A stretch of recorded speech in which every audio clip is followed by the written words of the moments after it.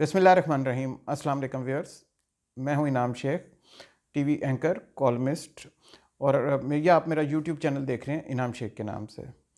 Viewers, आप please मेरे YouTube channel को सब्सक्राइब कीजिए। इस पे आपको लेटेस्ट न्यूज़ भी मिलती जाएंगी और हम बहुत सारा कंटेंट और भी इसमें अपलोड करेंगे। आज मैं बहुत इंपॉर्टेंट टॉपिक के ऊपर डिस्कस करना चाह रहा हूँ विद रेफरेंस टू महंगाई। पिछले दिनों वज़ीर-ए-आज़म साहब ने काबीना का इजलास बुलाया और उसमें उन्होंने आटा, चीनी, दालों, इन चीज़ों के ऊपर काबीना के इजलास में बाकायदा डिस्कस किया कि ये ऊपर कीमतें क्यों गई हैं। आप नाज़रीन हैरान होंगे कि उस मीटिंग के बाद तय ये हुआ कि यूटिलिटी स्टोर्स को हम लोग इतने अरब रुपए की सब्सिडी दे देंगे।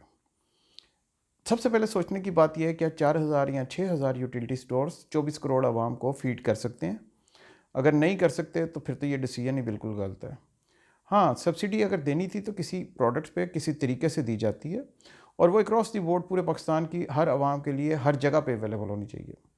क्योंकि बहुत दफ़ा ऐसे होता है कि यूटिलिटी स्टोर्स पे आप जाते हैं और इतना रश होता है या आपको वो माल नहीं मिलता और आप खाली हाथ आ जाते हैं या आपके घर से यूटिलिटी स्टोर बहुत दूर है और आप उधर नहीं पहुंच पाते। इसीलिए हर जगह पे हुकूमत का ये फ़र्ज़ है, हर जगह पे ये सब्सिडी दें। आटा, क्योंकि फूड के ऊपर सब्सिडी देना एक बहुत इंपॉर्टेंट चीज़ है।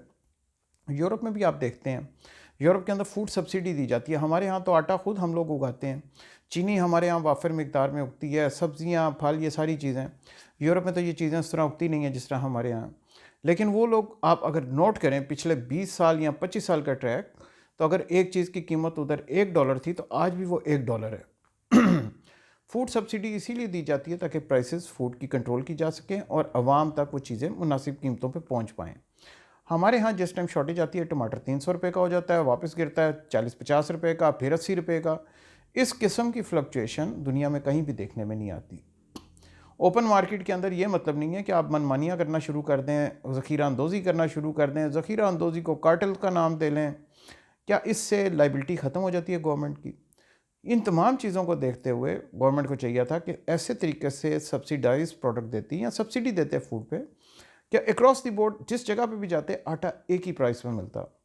क्या तंदूर वाला अब हर दफ़ा यूटिलिटी स्टोर से आटा लेने जाएगा, या एक आम आदमी जो अपने घर से यूटिलिटी स्टोर्स का दूर है वो उधर यूटिलिटी स्टोर आटा लेने जाएगा, या फिर एक बेवा खातून अपने घर से यूटिलिटी स्टोर आटा लेने जाया करेगी। उनको तो अपने घर के करीब कन्वीनियंस चाहिए, जो कन्वीनियंस स्टोर है उधर उनको मिल जाए और उस कीमत पे मिल जाए जिसके ऊपर पहले से था। इस महंगाई के साथ साथ ज़रूर जिक्र करूँगा बिजली की बिलों का। वज़ीर-ए-आज़म साहब ने मुस्तरद कर दिया बिजली के बिलों का मज़ीद इजाफ़ा IMF का। 12 से 14 दफ़ा तो वज़ीर-ए-आज़म साहब इस दफ़ा बढ़ा चुके हैं, ये पिछले 12-14 माह में, 16 माह में। अब मज़ीद क्या बढ़ाने का तुक बनती थी, ये तो मेरी समझ से बाहर है। ये भी बिल इतने ज़्यादा हैं कि अवाम पे नहीं कर पा रहे। अवाम के लिए बिल्कुल मुश्किल है। वज़ीर-ए-आज़म साहब को चाहिए इन बिलों को कम करें।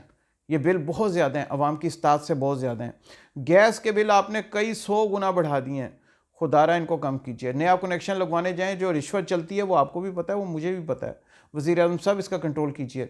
बड़ा आसान तरीका, ऑनलाइन कर दीजिए, फॉर्म जमा करवाएँ, न्यू कनेक्शन के लिए ऑनलाइन ही सारा प्रोसेस कर दें ताकि ये रिश्वत का ढोंग ख़त्म होना शुरू हो जाए। वज़ीर-ए-आज़म साहब, यू हैव टू एक्ट। अगर आप एक्ट करेंगे तभी पाकिस्तान तरक्की करेगा, क्योंकि हमें आपसे बहुत सारी उम्मीदें हैं और ये उम्मीदें खाली बातों से नहीं, करके दिखाने से होंगी। दूसरी तरफ सब्सिडी की आपने बात की कि मैंने इस पे इतनी सब्सिडी, मैं आगे रमज़ान पे इतनी सब्सिडी। वज़ीर-ए-आज़म साहब, you have to put it across the board. ये नहीं हो सकता आप सिर्फ यूटिलिटी स्टोर पे दे के कह दें कि मैंने सब्सिडी दे दी है। ऐसा होने से काम नहीं बनेगा। हज के ऊपर आपने कहा कि मैं हज के प्राइसेस मज़ीद इंक्रीज नहीं कर रहा काबीना के इजलास में। देखिए खुदारा, इस चीज़ को समझिए, 3 लाख रुपए का हज पहले ही 5 लाख का चला गया। आपने उसको पहले ही इतना इंक्रीज़ कर दिया, उसकी मज़ीद इंक्रीज़ करने की ज़रूरत नहीं है। अगर आप उसको कंपेयर करें विद इंडिया, विद बांग्लादेश, तो हमारा हज सबसे ज़्यादा महंगा है, हमारा उम्रा सबसे ज़्यादा महंगा है। बाहर के मुल्कों में तो लोगों को पैकेज मिलते हैं एयरलाइन टिकट्स की तरफ से कम टिकट, ताकि वो बाहर होएँ, अपनी फ्रस्ट्रेशन दूर हो, पीपल टू पीपल कॉन्टैक्ट करके आएँ, बाहर के मुल्कों में विज़िट करके आएँ। हर साल उनको 4 से 6 दफ़ा एयरलाइंस डिस्काउंटेड पैकेज टिकट्स देती हैं। हमारे यहाँ तो वो सिस्टम भी नहीं आने दिया जा रहा। जो टिकट कराची की पहले 8 से 10 हज़ार में मिलती थी, आज वही टिकट कराची की 20,000 रुपये में मिलती है, वन साइडेड। तो वज़ीर-ए-आज़म साहब, you need to think about it, need to take decision on it. Thank you. अल्लाह हाफिज़।